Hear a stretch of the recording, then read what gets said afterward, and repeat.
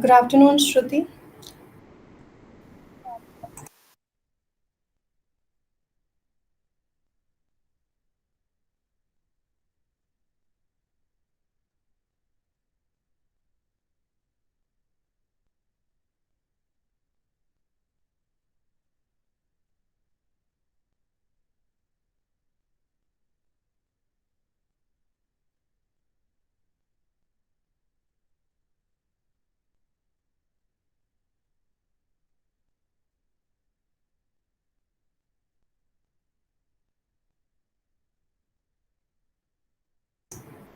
आज हम लोग देखेंगे कि जो बेसिक पॉलिशेस होती हैं जैसे लैकर, मेलामाइन, वार्निश, इन सब को अप्लाई करने का क्या प्रोसेस होता है एंड सरफेस प्रिपरेशन कैसे होता है इसका।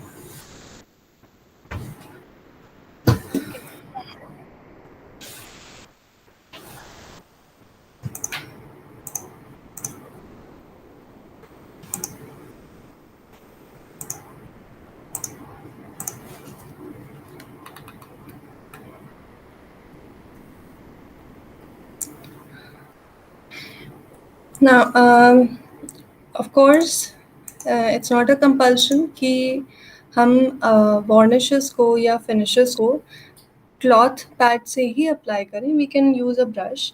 सो in case you want to use a brush तो उसका क्या प्रोसेस होता है, लेट्स सी दैट. हमें सबसे प्रोफेशनल एंड सबसे फाइनेस्ट फिनिश जो मिलती है we get that from spray application. But the machinery and the manpower you need for that is expensive. And of course, spray करने से फिनिशेस को, जो फिनिशेस हम लोगों ने ऑलरेडी देखा है, they can be toxic to humans, they are not safe and they are also flammable. तो उनको स्प्रे करना in less than adequate conditions, it can lead to bad health conditions या even higher. तो उसके लिए proper setup create करना, then to get the equipment and the man power, it's quite costly. इसलिए कि क्लियर फिनिशेस वगैरह को apply करने के लिए brush is the most economic option for most wood workers जिनके पास बहुत बड़ा सेटअप नहीं होता है, which is most of the carpenters that we see. Now of course brush से हम इवन अगर पेंट अप्लाई करते हैं तो आपने नोटिस किया होगा कि अच्छा, यू टेल मी कि जो ब्रश से अगर हम किसी चीज़ को पेंट कर रहे हैं तो उसका फिनिश आप किस तरह से डिस्क्राइब करोगे? What do you see? Ma'am there are like vertical bristles के मार्क्स, या मतलब आप जिसको राइट. डायरेक्शन कर रहे हो वो ब्रिसल्स के मार्क्स आते हैं. Yes, correct. सो उसके फिनिश में यू गेट दैट इम्प्रेशन, एक टेक्सचर आ जाता है जो पर्टिकुलरली ब्रश से ही आ पाता है. And it's never desirable. जब हम वुड फिनिशिंग कर रहे होते हैं, we want a very smooth, very even finish जो ब्रश से नहीं आएगी if you are not using the right kind of brush. तो you need a good quality brush जिसके You need a good quality brush जिसके bristles are even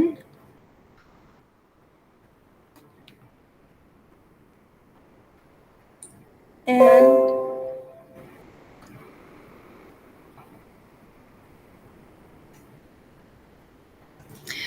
the bristles should be even and of good quality. And जब हम polish को apply कर रहे होते हैं उस ब्रश से, then also it's important to take care कि बहुत इवन और स्मूथ फिनिश आए. एंड उससे you don't even need a special setup क्योंकि स्प्रे पेंट से you get particles of these toxic flammables finishes in the air. पर brush से application करने में ऐसे ये प्रॉब्लम नहीं आती, तो you don't need a setup for this. So इसमें you can get a few sizes of brushes जैसे half inch, 1 inch, 2 inches wide, and ये general work के लिए these are good enough. And if you have to use a brush to cover a large surface, तो you can use a 4 inch wide brush. Now let's see कि specifically अगर हम lacquer finish कर रहे हैं तो उसका process क्या होगा.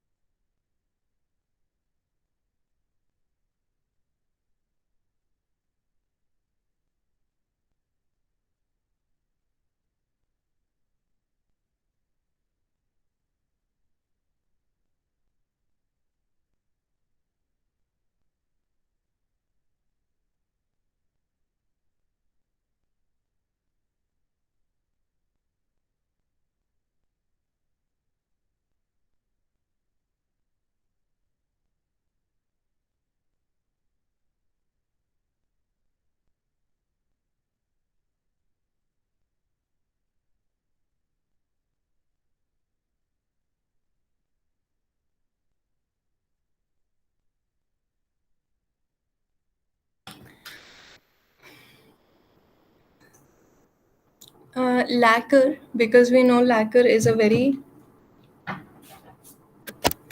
लैकर एक बहुत ही हार्ड सरफेस क्रिएट करता है after it's dried off, and it is also very toxic and very flammable, and ये थोड़ा थिक विस्कस लिक्विड होता है, इसलिए यू नीड एक्स्ट्रा केयर कि इसमें कोई ब्रश मार्क्स या रिजेस ना क्रिएट हो when you have completed the finish.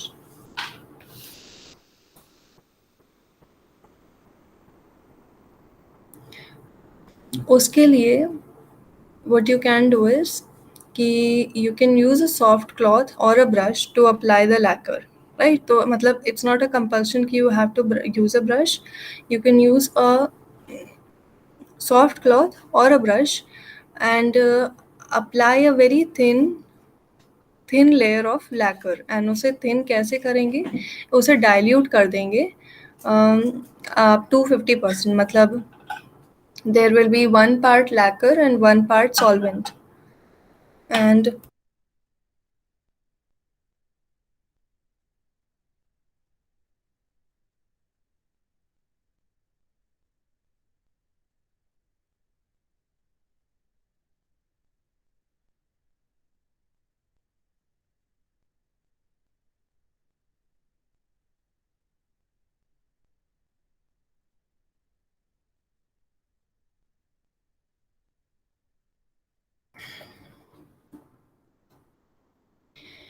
so 50% diluted lacquer is 1 part lacquer, 1 part solvent, and उसको हम as a sealant use करेंगे, as a sealer coat, and उसको अप्लाई करने के लिए एक सॉफ्ट ब्रश लेंगे एंड उसे completely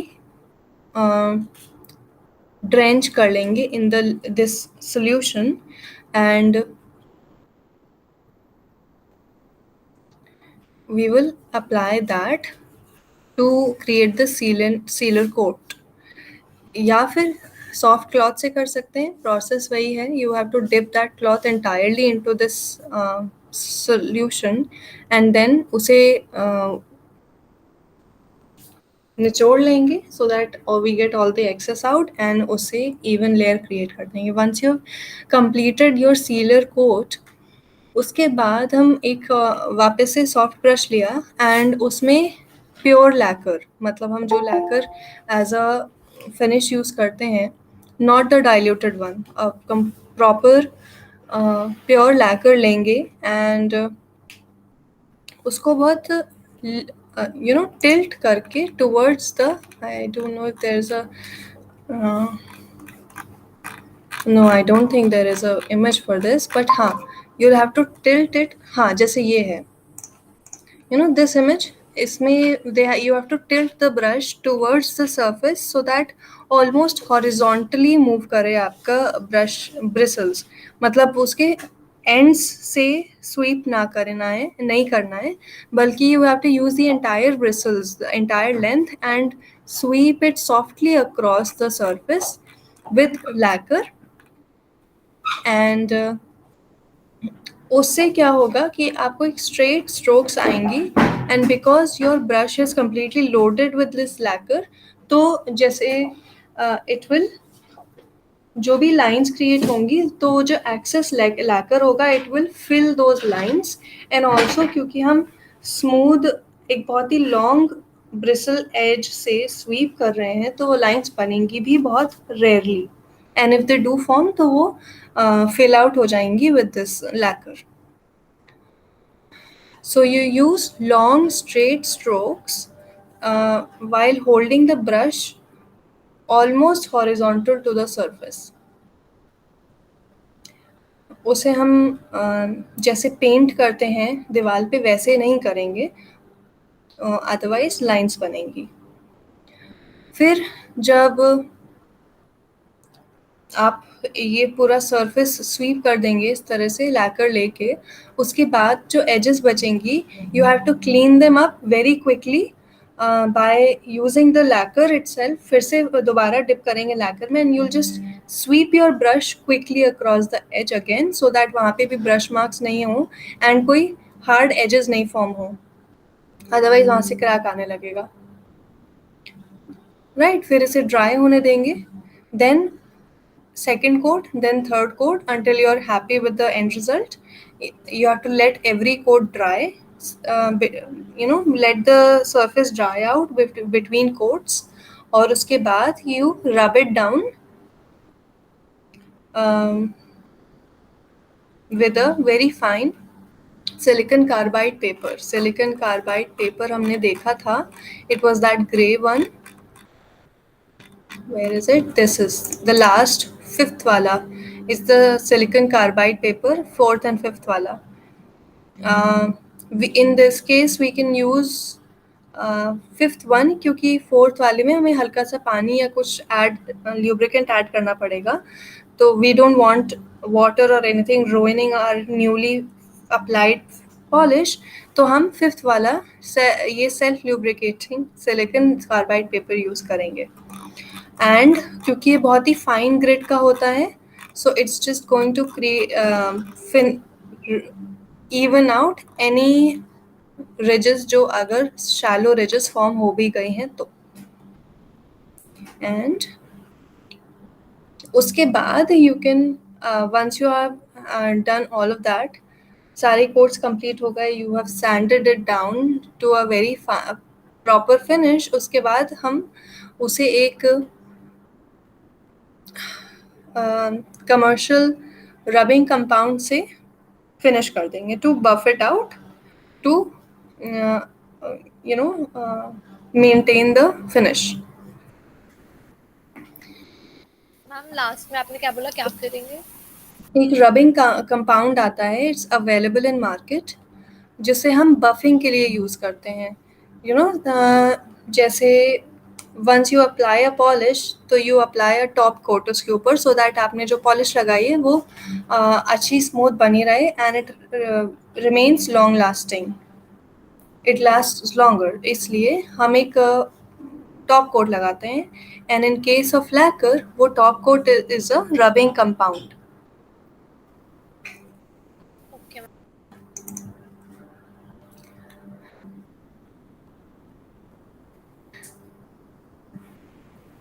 एंड कुछ जो वुड वर्कर्स होते हैं, दे यूज़ पुलोवर सोल्यूशन, जो हम बनाते हैं with 1 part cellulose and 3 part mineral spirit. Meaning cellulose जो होता है हमारा, which we use as a filler, in this case cellulose लेके उसमें 3 टाइम्स, मतलब इट्स 1:3 का ratio, 1 part is the cellulose, 3 parts is mineral spirit, उसे डाइल्यूट करने के लिए, उसका सोल्यूशन बनाने के लिए। फिर उस सोल्यूशन को हम लैकर पे लगा सकते हैं to create that final glossy finish of lacquer. तो हम या तो बफिंग कर सकते हैं विद अ रबिंग कंपाउंड, या फिर हम पुल ओवर सोल्यूशन यूज कर सकते हैं टू क्रिएट अ शाइन। ये सेकंड जो सेल्यूलोज लैकर सेल्यूलोज फिनिश की है, इट्स अ डिफिकल्ट प्रोसेस, क्योंकि इसका रेशियो अचीव करना is not that easy, and applying it is needs a lot of care and perfection. इसलिए जो एक्सपीरियंस्ड वुड वर्कर्स होते हैं वो ही ये टेक्निक यूज करते हैं, पुल ओवर सोल्यूशन वाली। Otherwise generally people use a rubbing compound to finish the lacquer. So if we want to use a pull over solution, तो वो हम कैसे यूज करते हैं? हमने लैकर को at this point we have completed our coats, dried them out, और उसके बाद उसे एक बार फ्लैटन कर दिया है with a silicon carbide paper.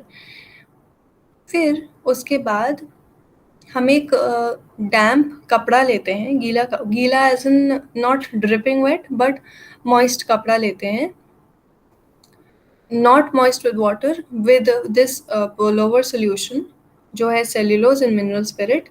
And फिर उसको बहुत ही सॉफ्टली और इवनली सरफेस पे अप्लाई करते हैं, and you have to make sure कि you use a circular motion, circular strokes use करो विच ओवरलैप। तो लूप के फॉर्म में हम अप्लाई करते हैं इसको।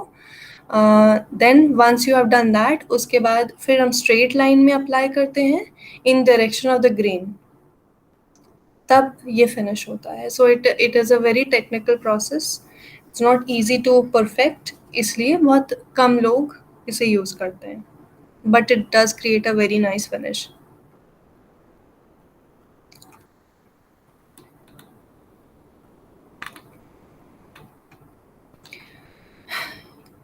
Is this part clear? Yes, ma'am. So lacquer अगर हम अप्लाई कर रहे हैं तो उसका ये एंटायर प्रोसेस ये था। Then if we go back to acid catalysed lacquer, इसमें इसका कॉम्पोजिशन थोड़ा डिफरेंट होता है। It's basically used to create this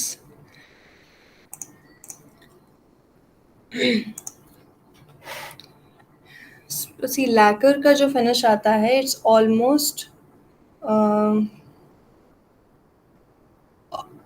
it looks like a very glossy, very hard finish on top of wood, right? तो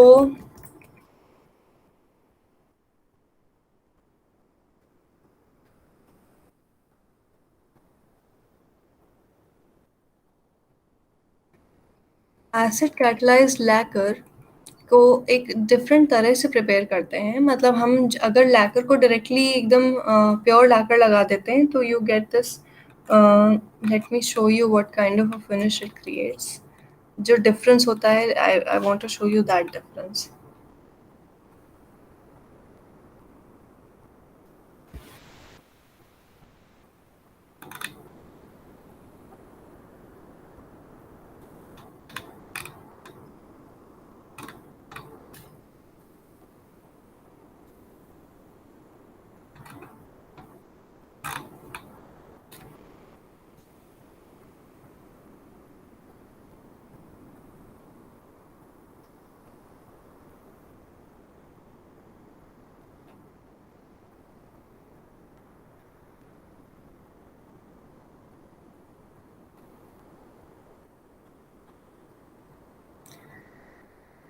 You can understand acid catalyzed lacquer as a sturdier version of normal lacquer. हमें lacquer के बारे में पता है कि उस पे अल्कोहल स्टेन्स बन जाते हैं एंड वाटर स्टेन्स, वो वाटर रिंग्स बन जाती हैं वाइट कलर की।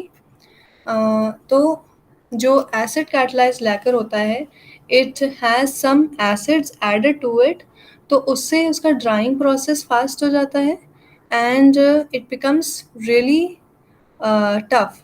मतलब उसको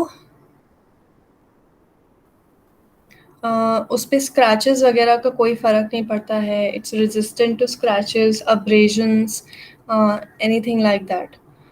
तो it's more tough than lacquer. Lacquer is a hard finish, पर उस पे स्क्रैचेस पड़ सकते हैं रफ यूज़ के बाद एंड उस पे एसिड का, अल्कोहल का, वाटर का स्टेन्स भी बन जाते हैं। बट जो कैटलाइज्ड लैकर होता है, इट इज़ मॉडिफाइड इन अ वे कि इन सब चीज़ों का इस पे फ़र्क ना पड़े।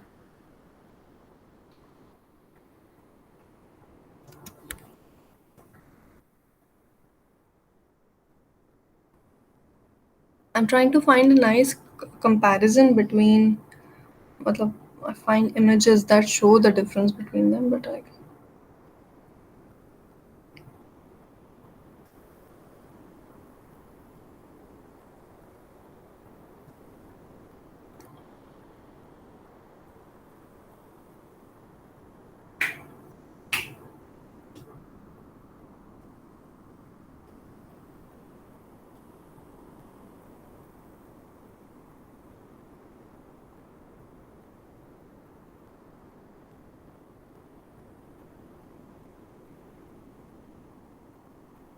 chalo, I'll show it to you later on.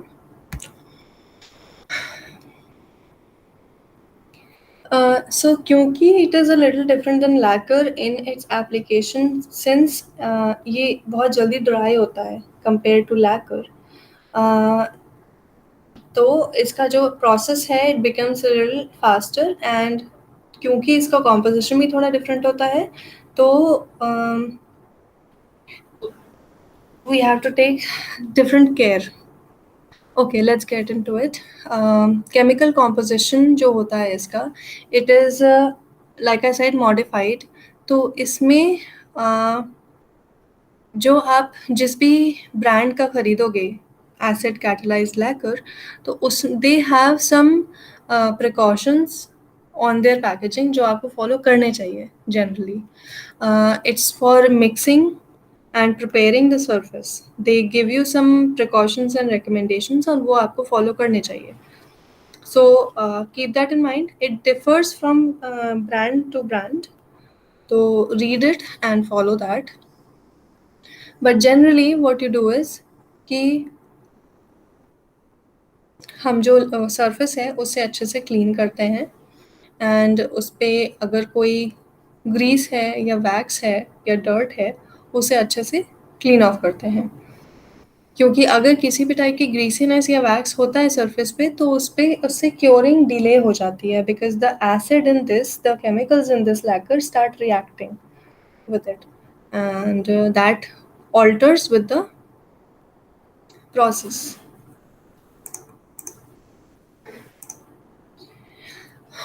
And तो हमने एक वुड, अपने वुड सरफेस को क्लीन कर दिया एंड क्योंकि ये फास्ट ड्राइंग लैकर होता है, तो हमें ध्यान देना पड़ता है कि we only mix the amount that we need, क्योंकि हमने ज़्यादा मिक्स कर लिया तो फिर वो ड्राई हो जाएगा और ख़राब हो जाएगा, you will just waste product. So what we do is कि हम उतना लैकर लेते हैं जितना हमें ज़रूरत है एंड फिर वी डोंट रिटर्न, मतलब वापस नहीं डालते। अगर कुछ एक्सेस बच गया तो हम वापस कंटेनर में नहीं डालते हैं, अदरवाइज वो पूरा जितना भी प्रोडक्ट है that will become useless. And जो हमने प्रोसेस यूज़ किया था कि हमें ब्रश को एक सर्टेन तरह से ही यूज़ किया है। You use a tilted brush, बहुत स्लोली और lengthwise we use a brush so that उसमें कोई लाइंस ना बने, वो हम इसमें भी करते हैं। We want straight parallel strokes along the grain, the grain के पैरेलल हम स्ट्रोक्स अप्लाई करते हैं इसमें ब्रश से। एंड अगेन हम to and fro, back and forth brush नहीं चलाते, स्वीप नहीं करते हैं, जल्दी जल्दी हम लोग बहुत लॉन्ग स्मूथ स्ट्रोक्स में इससे अप्लाई करते हैं, जैसे लैकर को करते हैं वैसे ही इसको भी करते हैं, मतलब नॉर्मल लैकर की तरह ही इसे भी अप्लाई करना होता है। एंड जो भी फिल्म क्रिएट होती है वो अपने आप इवनली सेटल हो जाती है। एंड जब आप कोई बड़ा सरफेस कोट कर रहे हो, पॉलिश कर रहे हो, तो you have to work quickly so that जो एजेस होती हैं वो ईजिली ब्लेंड हो जाएं, क्योंकि ये लैकर बहुत बहुत क्विकली ड्राई होने लगता है। It takes 10 to 15 minutes for this lacquer to dry, which is very quick. Usually lacquer को कुछ घंटे लगते हैं, 2-3 hours 4 hours to cure completely, but this dries out in 10 to 15 minutes। तो आपके पास बहुत टाइम नहीं होता है टू फिक्स योर मिस्टेक्स और टू फिक्स द एजेस और anything, you have to be quick. And what you do is कि आप वंस इट ड्राइज 10-15 मिनट्स बाद आप एक सेकेंड कोट अप्लाई करते हो 2 घंटे बाद।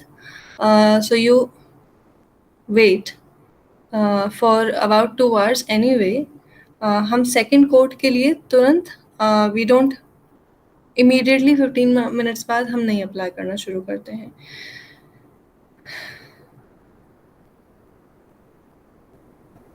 फिर उसके बाद we use again silicon carbide paper to rub it down and उसे इवन आउट कर देते हैं। एंड देन उसके बाद जो भी पार्टिकल्स एंड डस्ट रह जाती है उसे क्लीन कर देते हैं। फिर हम एक थर्ड कोट ऐड करते हैं उस क्लीनिंग प्रोसेस के 2 घंटे बाद। एंड अगर आपको बहुत परफेक्ट फिनिश चाहिए and you want it to be really long lasting, तो हम कोशिश करते हैं कि एक ही दिन में ये पूरा प्रोसेस हो जाए, क्योंकि if you wait for the next day तो आप 2 या 3 कोट्स के बीच में 8 to 10 hours वेस्ट हो ही जाएंगे, in fact more than that. And उसके लिए उसकी वजह से आपके जो 2 या सब्सिक्वेंट कोट्स के बीच का अधेजन है या जो कोरिलेशन है, डजंट वर्क वेरी वेल, तो उतनी लॉन्ग लास्टिंग नहीं फिनिश मिलेगी आपको। So for best results follow this process step by step and don't wait for for the next day। एक ही दिन में काम कंप्लीट करने की कोशिश करनी चाहिए। हम अगर कल करेंगे तो मतलब बेसिकली होगा क्या? ये होगा कि हमने देखा कि we only need 2 hours between 2 coats, मतलब हमने एक कोट लगाया, इट ड्राइज आउट 10-15 मिनट्स बाद, उसे हमने सैंड डाउन किया, क्लीन किया एंड 2 घंटे छोड़ा, फिर हमने नेक्स्ट फिनिश लगा दी। So after 2 hours what happens is कि जितना ज़्यादा टाइम जाएगा, क्योंकि it is a cat acid catalysed lacquer, if it completely becomes inert, उसके अंदर जो केमिकल्स हैं जो उसे फास्ट ड्राइंग और लॉन्ग लास्टिंग बनाते हैं वो कम्प्लीटली इनर्ट हो गए, तो आपकी 2 कोट्स आपस में उतने अच्छे से स्टिक नहीं होंगी। तो क्या होगा कि चिप ऑफ होने के चांसेस ज़्यादा हो जाते हैं, क्योंकि वो एकदम हार्ड सरफेस बन जाएगा, उसके बाद आप नया कोट करोगे तो वो उतने अच्छे से स्टिक नहीं होगा आपस में। एंड फिनिश देखने में अच्छी ही लगेगी, it will not look bad, same finish लगेगी दिखने में if you do it the next day तो भी, बट उसकी लॉन्जेटिविटी कम हो जाती है।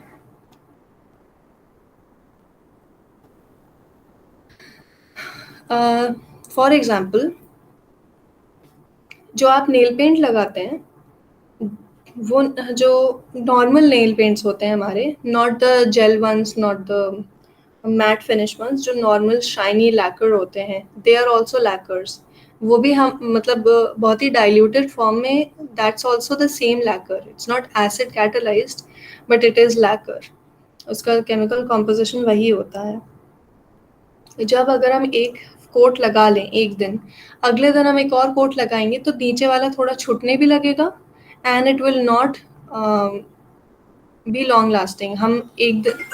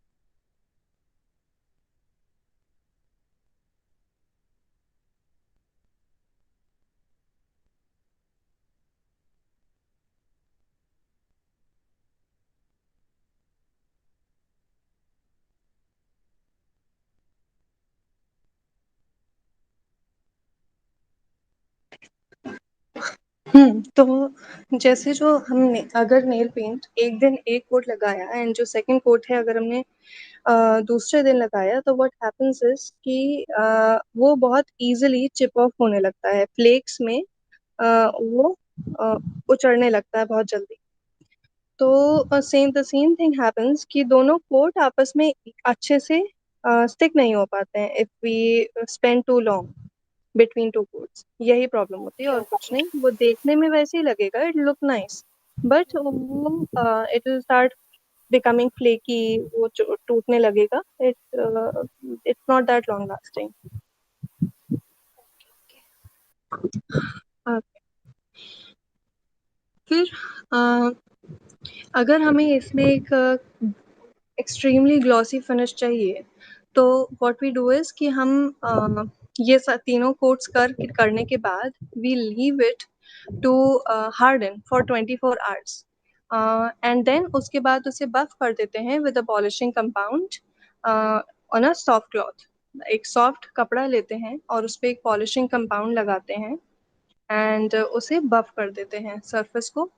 और if you want a satin finish, मतलब which is between matte and glossy, ना बहुत ग्लॉसी ना बहुत matte, you want a satin finish या सेमी ग्लॉस फिनिश, तो जो ग्लॉस लैकर होता है उसको अम, बहुत फाइन एक स्टील वूल आती है, बहुत फाइन, मतलब इट्स वेरी सॉफ्ट, बहुत पतला वायर होता है, उसकी वूल आती है। उसे हम वैक्स पॉलिश में डिप करके फिर उस सरफेस को बफ करते हैं तो उससे स्क्रैचेस नहीं आते हैं, but it doesn't allow for a very glossy finish क्योंकि वो स्टील वोल होता है, it's not a uniform surface. तो it will create a semi gloss finish and उसके बाद उसे क्लीन कर देते हैं with a soft cloth.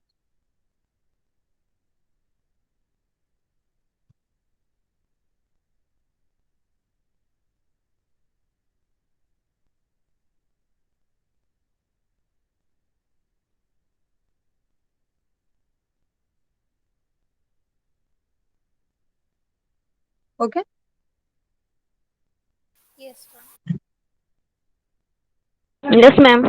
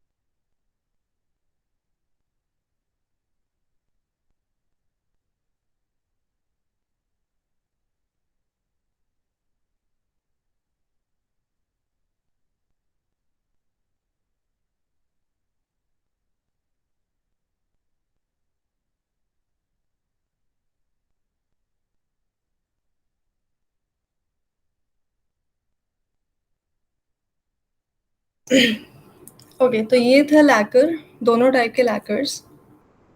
And अगर हमें वार्निश अप्लाई करना है तो उसके लिए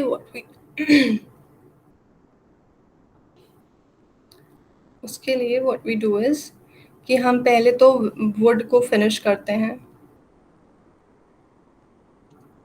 एज़ इन जैसे हम हमेशा सरफेस प्रिपेयर करते हैं वैसे करते हैं, clean it, sand it, even out करते हैं। उसके बाद एक क्लियर या टिंटेड वार्निश का एक फर्स्ट कोट अप्लाई करते हैं which acts as a sealer. और जो पहला कोट होता है वो कभी प्योर एंड एकदम विस्कस नहीं होता है, उसे हम थिन कर देते हैं या डाइल्यूट कर देते हैं। इन केस ऑफ लैकर हम उसे 50% तक डाइल्यूट कर दे रहे थे, मतलब half and half, half part mineral spirit या थिनर या solvent and half part lacquer. Varnish को हम सिर्फ 10 to 20% तक ही डाइल्यूट करते हैं, we don't dilute it entirely.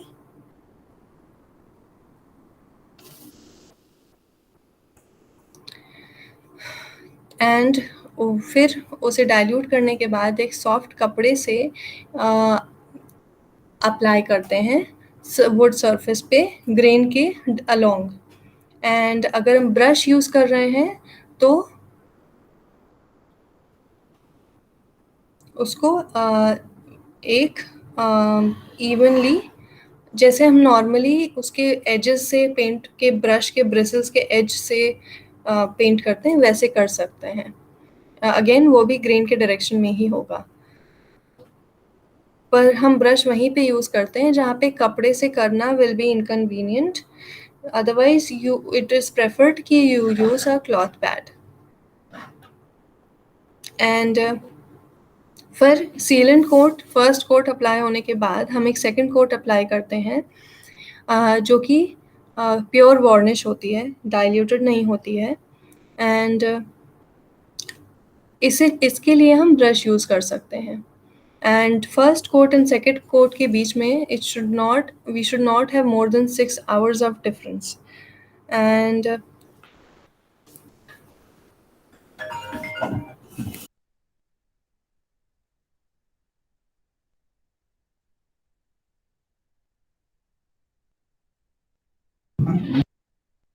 There should हमने पहला कोट लगाया and you should wait up to 6 hours and apply the second coat.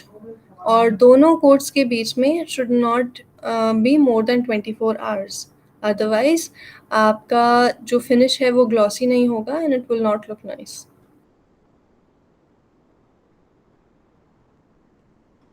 फिर सेकंड कोट करने के बाद हम उसको एक बहुत ही फाइन सिलिकॉन कार्बाइड पेपर से एक बार सैंड डाउन कर देते हैं एंड देन क्लीन इट। फिर उसके बाद हम एक और थर्ड कोट अप्लाई कर सकते हैं अगर हमें बहुत हार्ड सरफेस चाहिए, नहीं तो नहीं भी करें तो भी चलेगा। एंड ब्रश से अगर हम अप्लाई कर रहे हैं तो अगेन हम सिर्फ ब्रश का 1/3, जैसे इस इमेज में आप देख सकते हो इन द फर्स्ट वन, इसमें सिर्फ ब्रश का आगे का 1/3 पार्ट ही डिप किया है। वैसे ही हमें वार्निश को डिप करना होता है only up to 1/3 of the brush, क्योंकि हम ज़्यादा ले लेंगे तो it will become runny and उसको इवन आउट करना डिफ़िकल्ट हो जाएगा। एंड उन्हें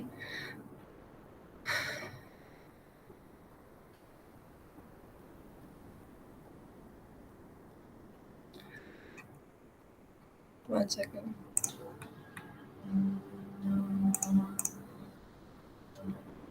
and you can paint the varnish wood पे, उसको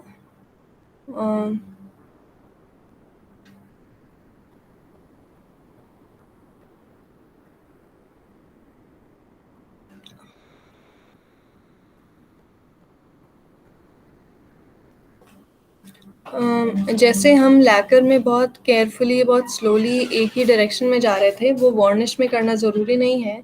आप ऑपोजिट डायरेक्शंस में इसे ब्रश को मूव कर सकते हो टू इवन इट आउट और ब्लेंड करने के लिए। एंड जो एजेस होती हैं वहाँ पे यू कैन थोड़ा सा और वार्निश लेके you can clean it of.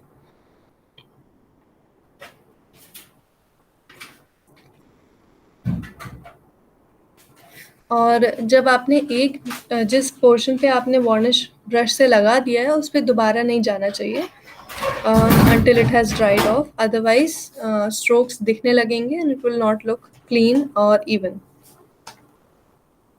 and permanently उसमें वो marks बन जाएंगे। एंड अगर गलती से ऐसा हो कि उसमें लाइंस या मार्क्स बन गए हैं तो what you can do is कि उस पे आप एक पूरा ड्राई हो जाने दो, लेट इट ड्राई। और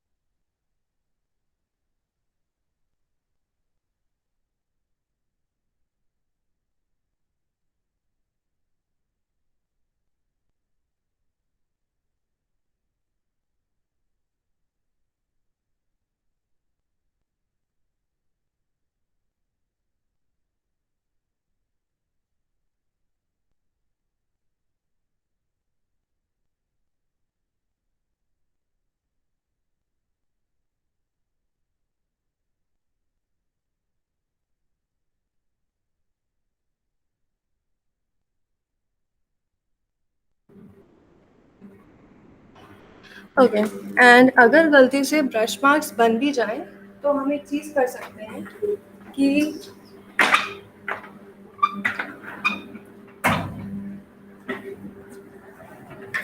उसको ड्राई होने दें और जब वार्निश कम्प्लीटली ड्राई ऑफ हो जाए उसके बाद उस पर एक और इवन कोट कर दें तो उसकी जो लाइंस हैं वो छुप जाएंगी। और अगर डस्ट वगैरह सेटल हो जाती है क्योंकि इसके सूखने का टाइम थोड़ा लंबा है, it is 6 hours minimum and maximum 24 hours, तो देयर इज़ अ पॉसिबिलिटी कि डस्ट जो है वो इसमें चिपक सकती है। तो in that case if it does तो हम इसे एक बार सिलिकॉन कार्बाइड पेपर से रब डाउन करना पड़ेगा एंड उसके बाद एक steel wool and wax polish लेके उसे करेक्ट करना पड़ेगा। मतलब पहले वार्निश कर देंगे सैंड डाउन करने के बाद, तो बेसिकली हमें दोबारा फाइनल कोट दोबारा करना पड़ता है। एंड फिर उसे ग्लॉसी बनाने के लिए वही स्टील वूल यूज़ करते हैं वैक्स पॉलिश में डिप किया हुआ, और उसको सरफेस पे एक बार ग्रेन के डायरेक्शन में मूव कर देते हैं। एंड जो ट्रेटेड सरफेस होता है उसको रैग से किसी भी कपड़े से साफ कर सकते हैं to make it shine free.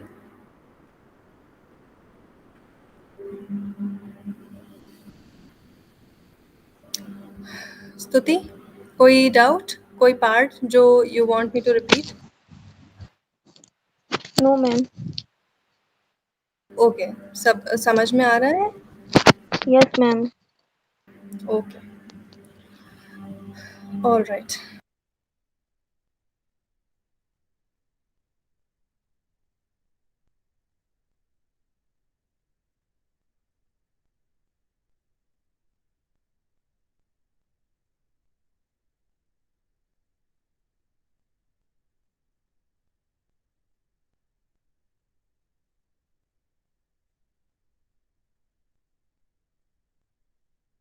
और अगर हमें ऑयल फिनिश अप्लाई करनी है तो हम सबसे पहले हर चीज़ में वही फर्स्ट प्रोसेस होता है, हम अपनी वुड सरफेस को सैंड करते हैं, इवन आउट करते हैं, क्लीन करते हैं। फिर उसके बाद ऑयल के केस में यू टेक जो भी आपको ऑयल फिनिश यूज़ करनी है, जो हम लोगों ने अलग अलग टाइप की पढ़ी थी जैसे tongue oil, teak oil, Danish oil, वो ऑयल लेंगे एंड क्लॉथ पैड से या पेंट ब्रश से उस पे वुड सरफेस पे अप्लाई करेंगे। एंड क्योंकि ऑयल फिनिशेस जो होती हैं वो वुड में एब्जॉर्ब होती हैं, तो we have to let that happen कुछ मिनट्स तक। फिर उसके बाद मतलब हमने अप्लाई कर दिया, फिर उसे कुछ देर के लिए, थोड़ी देर के लिए छोड़ देना होता है so that it can absorb inside the wood surface. फिर उसको हम एक साफ कपड़े से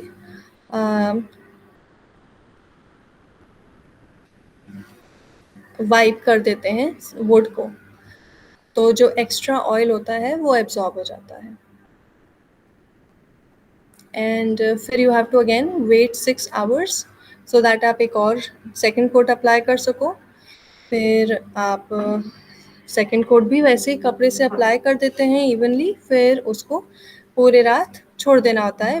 overnight me usually means 8 to 10 hours छोड़ देना होता है टू लेट इट ड्राई। फिर अगले दिन यू अप्लाई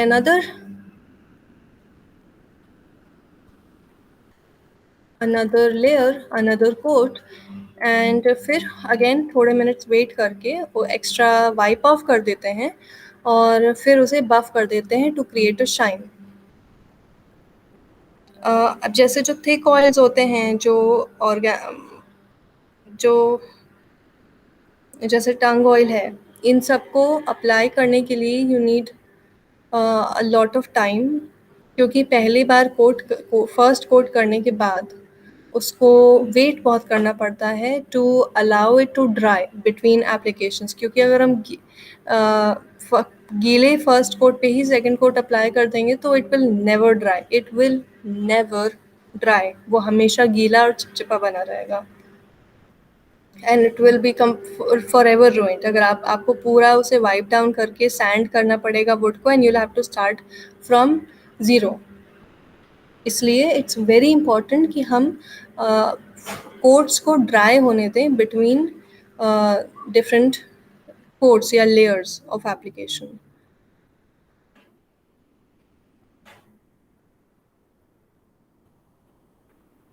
फिर हम लोग अगर ड्राई नहीं हो रहा होता है, अगर ऐसा कोई ऑयल होता है जो बहुत मुश्किल से ड्राई होता है and it never completely dries off, जैसे लिंसेड ऑयल है, टंग ऑयल है, तो you can apply thinner on it. Coat thinner के कोट्स अप्लाई कर सकते हैं जब तक वो ड्राई नहीं हो जाए। फिर हम नेक्स्ट एप्लीकेशन लगाते हैं उस पर ऑयल की।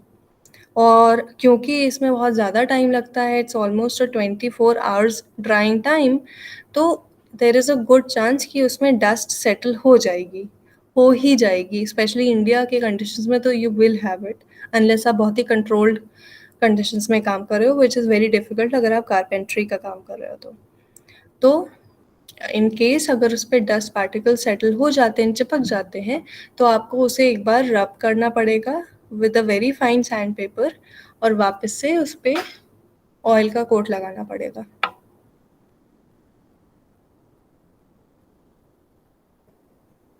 हम लोग ऑयल्स कभी भी इस पर्पज से यूज़ ही नहीं करते हैं कि हम उस पर एक बहुत ही हार्ड लेयर बना देंगे। We only use it to create a nice shine on it,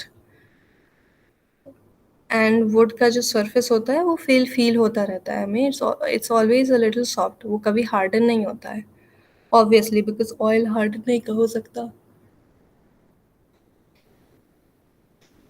तो ये थी methods to apply different types of finishes. So Stuti, आपको कोई क्वेश्चन है, कुछ पूछना है, कोई डाउट है? No ma'am. Okay, so you are तो मतलब आपको ये पूरा टॉपिक समझ में आ गया है? बिकॉज हम लोग नेक्स्ट टाइम से नेक्स्ट चीज़ में मूव ऑन करेंगे, will move on to the next topic. Yes ma'am. Okay, finishes वाला टॉपिक अब ख़त्म हो गया है। अब नेक्स्ट क्लास में हम लोग ग्लास पॉलिशिंग देखेंगे कैसे होती है, एंड प्लास्टर सर्फेसिस के फिनिशिंग ट्रीटमेंट हम ऑलरेडी पढ़ चुके हैं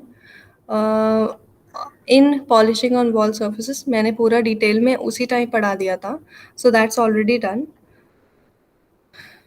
फिर नेक्स्ट क्लास में मतलब मंडे को हम लोग पॉलिशिंग ऑफ ग्लास कर लेंगे। फिर उसके बाद जब क्लासेस होंगी हम लोग मेटल वेल्डिंग का करेंगे, ठीक है? Okay, ma'am. Okay, then thank you. Thank you, ma'am.